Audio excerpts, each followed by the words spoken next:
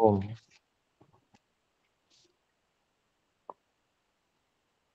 जी, वैशेषिक दर्शन के दशम अध्याय के द्वितीय आहनिक के 4 सूत्रों को हम पढ़ चुके थे। यहाँ तक हम में से कोई भी बात पूछना चाहे तो पूछ सकते हैं।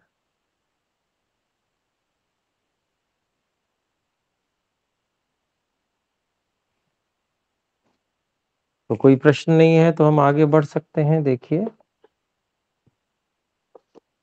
दशम अध्याय द्वितीय आहनिक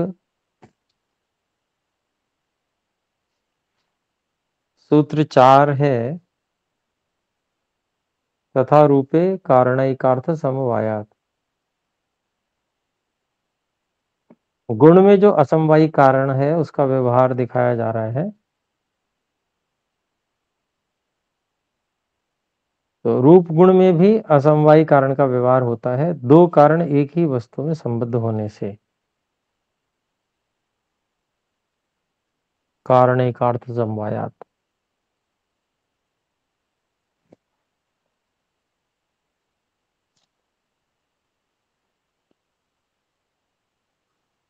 तो चौथा सूत्र जो था उसमें हम देख रहे थे, तथा रूपे रूपादो रूप रस स्पर्शेषु खलु असमवायी कारण व्यवहारो अस्ति।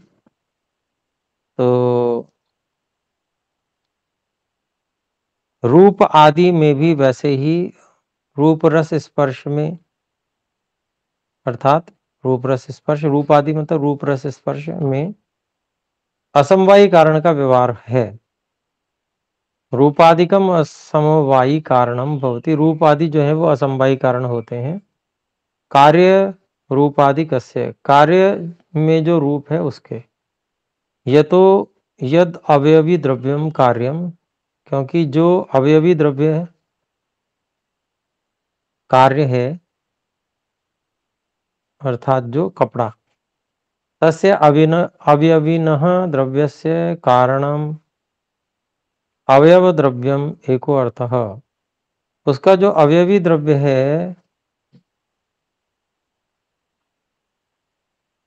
उसका जो अवयवी है,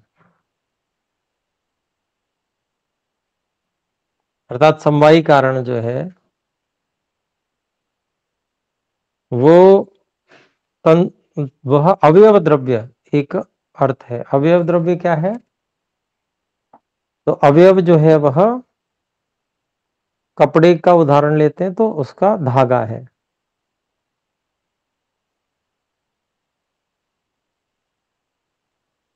तो वह क्या है? समानाधिकरणम। वह समान रूप से आधार बना हुआ है। धागा जो है पूरे वस्त्र का समान रूप से आधार बना हुआ है।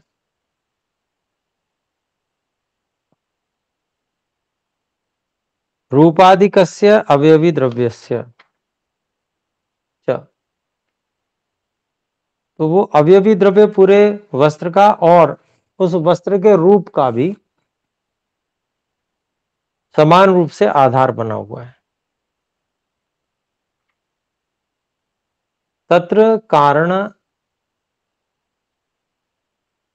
आख्या एकाधिकरणे, तत्र कारणाख्यैकाधिकरणे द्वयोः अपि समवायात् समवाय संबंधात्।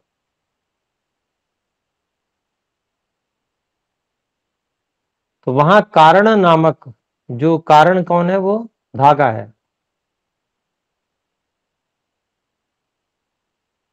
उस धागे के एक समान रूप से आधार बने रहने में एकाधिकरण है ना। द्वयोः अपि, दोनों प्रकार से, दोनों में भी, समवायात समवाय संबंधात, कारणस्थे रूपादिकम असमवायी कारणम भवति। आधार रूप से कारण द्रव्य के, अर्थात जैसे धागे के आधार रूप से दो प्रकार से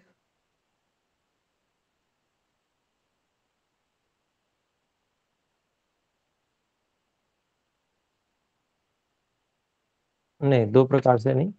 तत्र कारण आख्यायिकाधिकरणे, तो वहां कारण नामक जो एक अधिकरण अर्थात समान रूप से आधार बना हुआ जो धागा है, वह दोनों में भी समवायात समान रूप से लगा हुआ होने के कारण से, अर्थात समवाय संबंध होने से, दोनों में किसमें, एक तो जो कार्य द्रव्य में रूप है,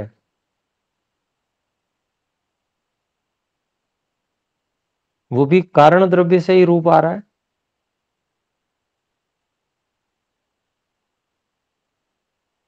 कारण द्रव्य का जो रूप है उसी से वो रूप आ रहा है ना। तो दो बातें जो थी वो यही थी।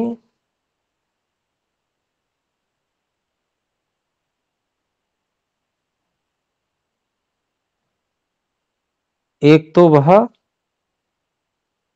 रूप आदि जो कारण का है वह असमवायी कारण है, और दूसरा वह जो तंतु स्वयं में है वो समवायी कारण भी है। तो दोनों प्रकार से वो आधार बन रहा है।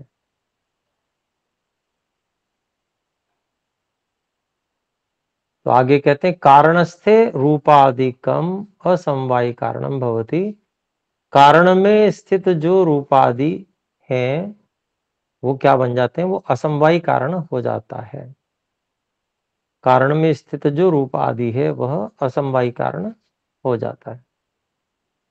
कार्य रूपादि कस्य अवयवी द्रव्य स्थितस्य, तो अवयवी द्रव्य में जो स्थित कार्य रूप है उसका वह असमवायी कारण, कारण में जो रूप है वो असमवायी कारण होता है। दूसरी प्रकार से व्याख्या कर रहे हैं कि कार्य रूपादि कस्य अवयवी द्रव्यम समवायी कारणम, तो कार्य जो रूप आदि है, कार्य रूप आदि है, उसका जो अवयवी द्रव्य है अर्थात कपड़ा है, वो क्या है, समवायी कारण है। कपड़े में जो रूप है उस रूप का समवायी कारण क्या है, कपड़ा है। फिर कहते हैं तेन कारणेन अवयविना द्रव्येण, कारणेन को खोल रहे हैं, अवयविना द्रव्येण, उसके उस कारण से, अर्थात उस कपड़े के कारण से,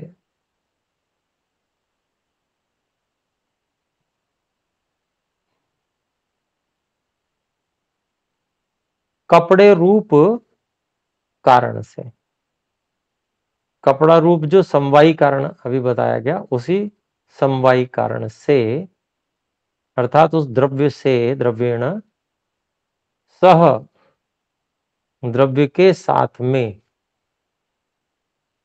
एव एकस्मिन अर्थे,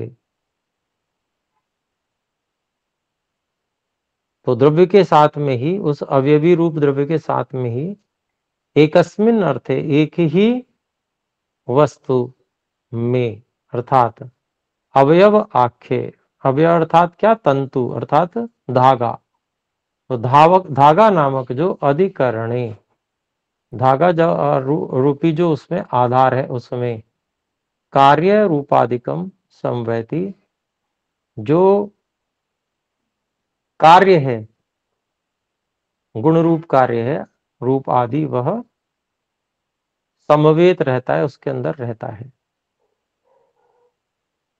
उसी बात को दूसरे ढंग से कह रहे हैं, उसी शब्द अलग है, बात वही है।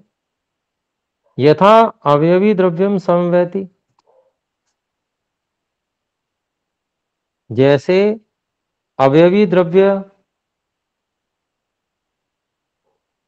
समवेत रहता है, अर्थात उसके उसमें लगा हुआ रहता है, तथा वैसे ही अवयवी रूपादिकम अपि समवेति, वैसे ही अवयवी का जो रूप आदि है वो भी उसमें लगा हुआ रहता है।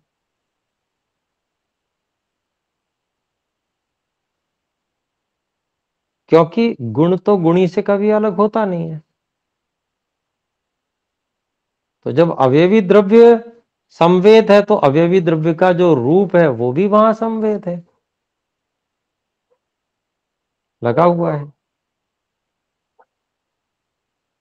तो यतो अवयवी द्रव्यस्य कारणम अवयव द्रव्यम, क्योंकि जो अवयवी द्रव्य का कारण है वो अवयव द्रव्य है, अवयव द्रव्यम एव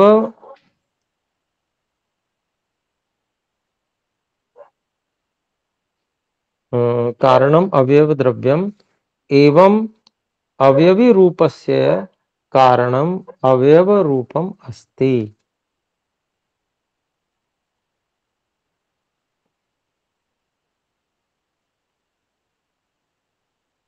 तो क्योंकि जो अवयवी द्रव्य का कारण अवयव द्रव्य है वह ही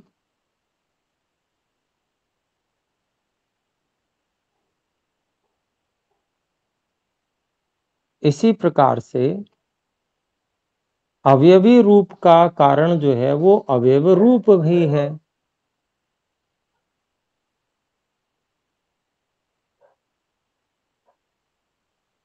तो अवयवी द्रव्य का कारण अवयव द्रव्य है, अवयवी द्रव्य का कारण अर्थात वस्त्र का कारण धागा है, तो वैसे ही वस्त्र के रूप का कारण भी धागे का रूप है, ऐसा यहां पर बता रहे हैं।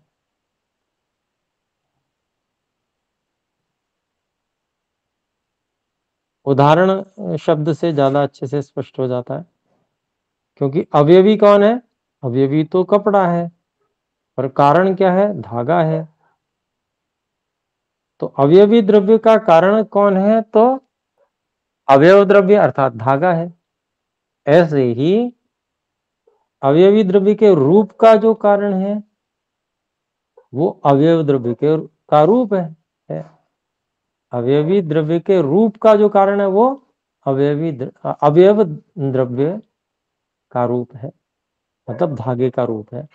कपड़े के रूप का कारण क्या है? धागे का रूप है, ये कहना चाहते हैं बस। क्योंकि शब्द थोड़े से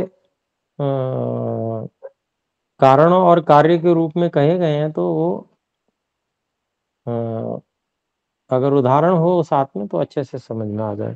तो ये इसीलिए कपड़े और धागे का उदाहरण लिया। फिर कहते हैं तच्च अवयव रूपादिकम अवयवे अवयवे संवेति, और वह अवयव का जो रूप आदि है वो अवयव में समवैती संवेत रहता है। भाई धागे में धागे का रूप रहता है। अवयवे वर्तमानम सद एव, अवयव में वर्तमान रहता हुआ ही रूप आदि कह, जो रूप आदि है गुण अवयविनी वर्तते। तो अवयव अर्थात धागे में वर्तमान रहता हुआ धागे का रूप ही, रूप गुण ही जो है अवयवी में रहता है, अर्थात कपड़े में वही रूप रहता है। कैसे? कारणैकार्थ समवेतत्वेन,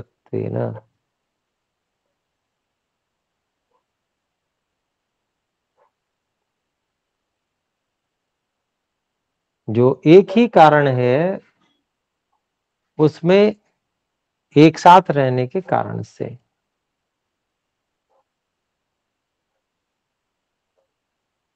सत्ता भी है उसकी, और उसमें गुण भी है, रूप गुण भी है। इसलिए तो कहते हैं कारण गुण पूर्वकत्वेन कार्य गुण प्रादुर्भावाद हेतु। तो कारण गुण पूर्वक कार्य गुण, कार्य का कारण के गुण के पूर्वक ही कार्य का गुण उत्पन्न होना होता है। इस हेतु से रूपादि को गुण असमवायी कारण, जो रूपादि गुण है वह असमवायी कारण बन जाते हैं। तो यहां पर ये चौथा सूत्र हो गया हमारा। फिर अन्यच्च, अगली बात कहते हैं कारण समवायात संयोगः पटस्य।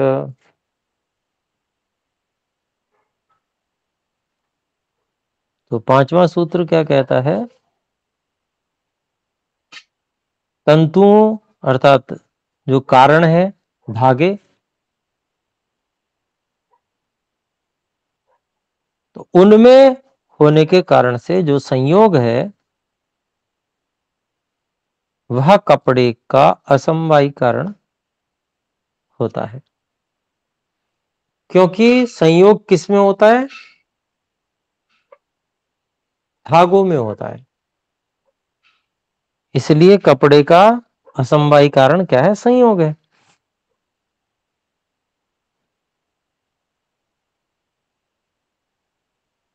कपड़े का असमवायी कारण संयोग है।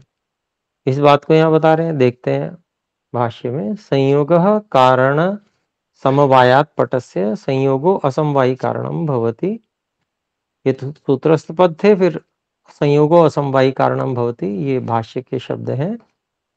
अर्थात संयोग जो है वो असमवायी कारण होता है। कारणेषु खलु अवयवेषु, कारणों में अर्थात जो अवयव है उनमें समवायात समवेत रहने से, लगे हुए, एक साथ लगे हुए रहने के कारण से।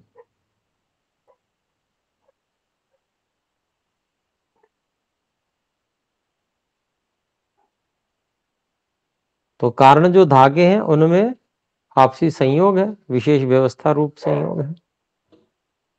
फिर आगे कहते हैं यथा पटस्य पट कारणेषु तंतुषु समवेतत्वात्,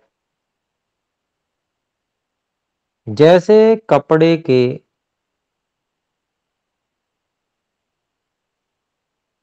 कारणों में अर्थात धागों में समवेतत्वात् रहने के कारण से, संयोग असमवायी कारणम साक्षात अस्ति, संयोग जो है वो असमवायी कारण साक्षात रूप से है।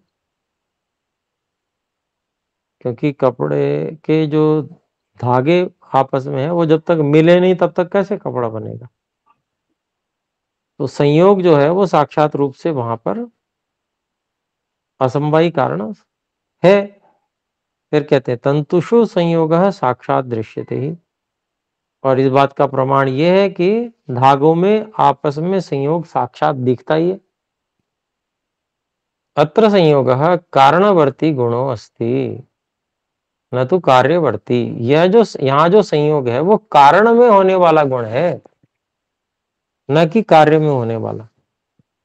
कारण जो धागे हैं उनमें आपस में संयोग हो रहा है, कारण में होने वाला गुण है। तस्मात् कारण समवायाद उक्तो हेतु, इसलिए कारण में साथ में रहने के कारण से समवायात यह हेतु दिया गया। कारण में एक साथ रहते हैं वो संयोग, इसलिए वो असमवायी कारण कहे जाते हैं। फिर छठे सूत्र की भूमिका सच संयोग, वह जो संयोग है।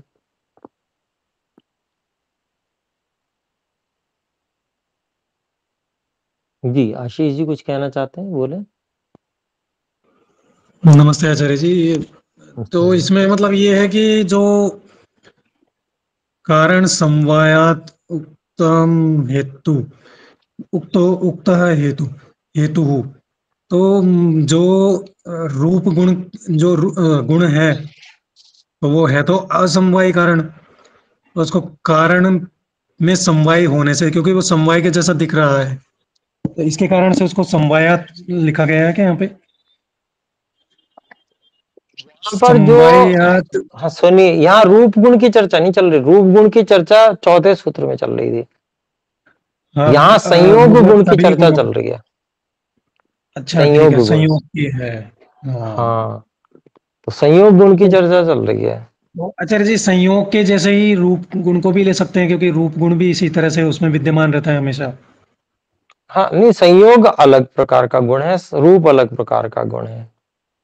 ठीक है, रूप जो गुण है वो स्थायी गुण है, जिसमें जी होगा तो उसमें होगा ही होगा। संयोग जी जी गुण जो है वो कर्म के किए जाने से बनता है,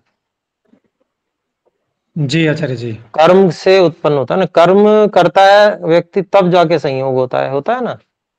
जी आचार्य जी, फिर बिल्कुल संयोग बिल्कुल। हो गया तो फिर उसके बाद में वो संयुक्त रहता है, हाँ फिर हाँ, उसको बस संयोग हो संयोग, गया तो संयोग बना रहता है हाँ ना, वो बिगड़ता नहीं है।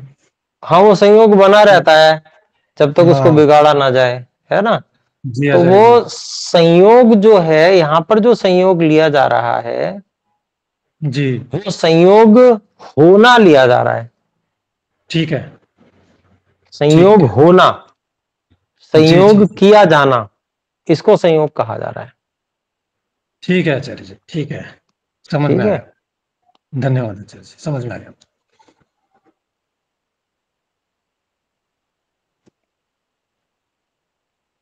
चलिए ठीक है, धन्यवाद जी। तो फिर आगे देखते हैं, छठा सूत्र है, सच संयोग, और उस संयोग के विषय में बता रहे हैं। छठा सूत्र, कारणा ने कारण कारण समवायाच।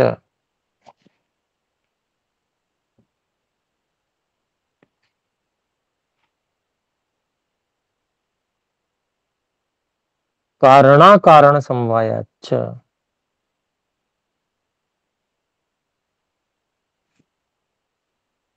नहीं, अशुद्ध लिखा है इस पुस्तक में, कारण कारण समवायाच, अ नहीं है।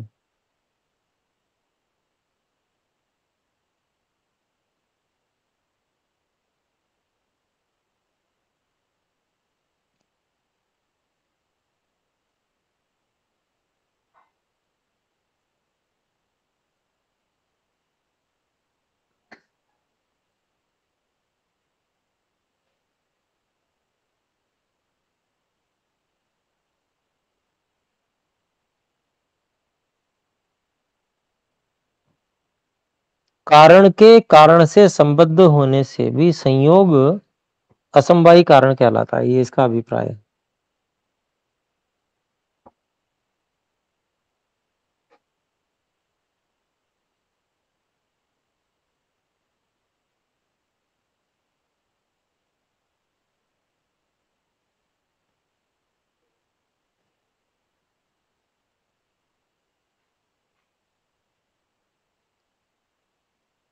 कारण कारण समवायाचा मतलब कारण के कारण में संबद्ध होने से भी संयोग असंवाही कारण कहलाता है। तो भाष्य में देखते हैं, क्वचित संयोग कारणस्य कारणे समवेतत्वादपि भवति असंवाही कारणम। कहीं जो संयोग है वह कारण के कारण में समवेत होने के कारण से भी असंवाही कारण होता है। उदाहरण दे रहे हैं, यथा तूल पिंडे तूल राशो हुआ, जैसे रुई का जो कोई पिंड है या रुई की कोई राशि है,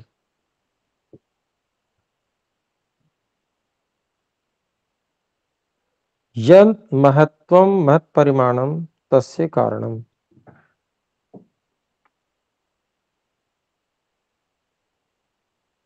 जो महत्व अर्थात महत् परिमाण वाला होना, महत् परिमाण जो उसका, तस्य कारणम उसका कारण है, समवायी कारणम उसका समवायी कारण है। तूल पिंडस तूल राशिर्वा,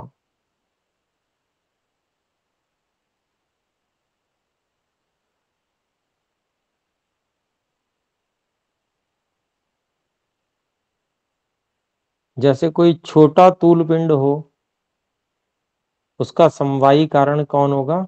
बड़ा तूल पिंड होगा, है ना।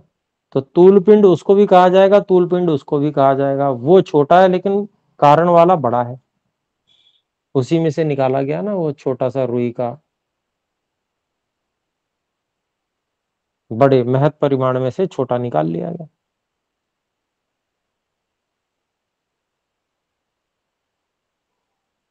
तो तूल पिंडस्य तूल राशि है कारणस्य कारणम समवायी कारणम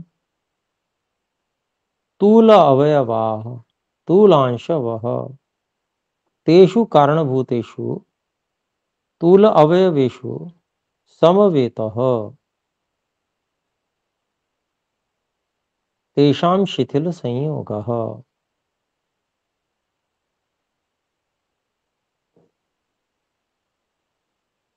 तो तूल अर्थात रुई का जो पिंड है या रुई का जो एक ढेर है, राशि मतलब ढेर हो गया, रुई का ढेर या रुई का पिंड,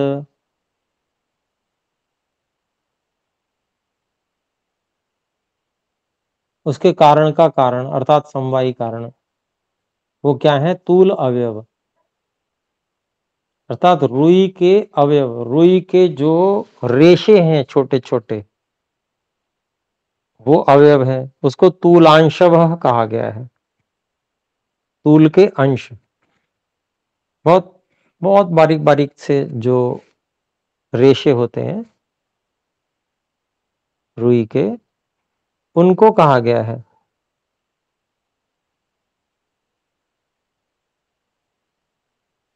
तो उन कारणों में वो जो रुई के जो रेशे हैं, एक एक रेशा मिलकर, उनमें रुई के कारणभूतेषु जो कारण हुए हैं, उन तूल अवयवेषु उन रुई के रेशों में समवेतः लगा हुआ है तेषाम शिथिल शिथिल संयोग, उनमें एक शिथिल संयोग है। मतलब ऐसा संयोग नहीं है कि बहुत चिपका हुआ हो, हल्का सा संयोग है संयोग, संयोग तो है पर शिथिल संयोग है। संयोग ही कहा जाएगा उसे भी, भले ही शिथिल हो। स ऐसा संयोग कारण से कारणे समवेतत्वात्, वह यह संयोग कारण के कारण में समवेत होने के कारण से भवति असमवायी कारणम, असमवायी कारण होता है। किसका? महत तूल पिंड से महत परिमाण से च। तो वो संयोग इसलिए असमवायी कारण बन रहा है क्योंकि उसके छोटे छोटे रेशे आपस में संयुक्त हैं, भले ही शिथिल संयोग है पर है, इसलिए वह क्योंकि आपस में संयुक्त हुए हैं, जब उनको संयोग कराया गया था तब वो संयोग हुए थे, संयुक्त हुए थे। तो वो जो कारण है संयोग, वो संयोग कारण है। इस कारण से जो बहुत बड़ा पिंड रुई का है, उसका यह जो संयोग होना है, यह संयोग जो है वह असमवायी कारण है।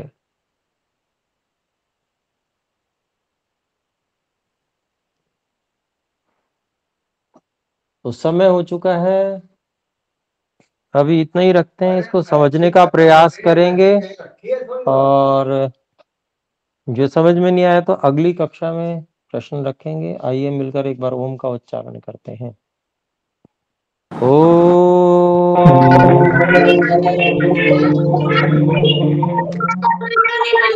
सभी को सादर नमस्ते जी। सादर नमस्ते आचार्य।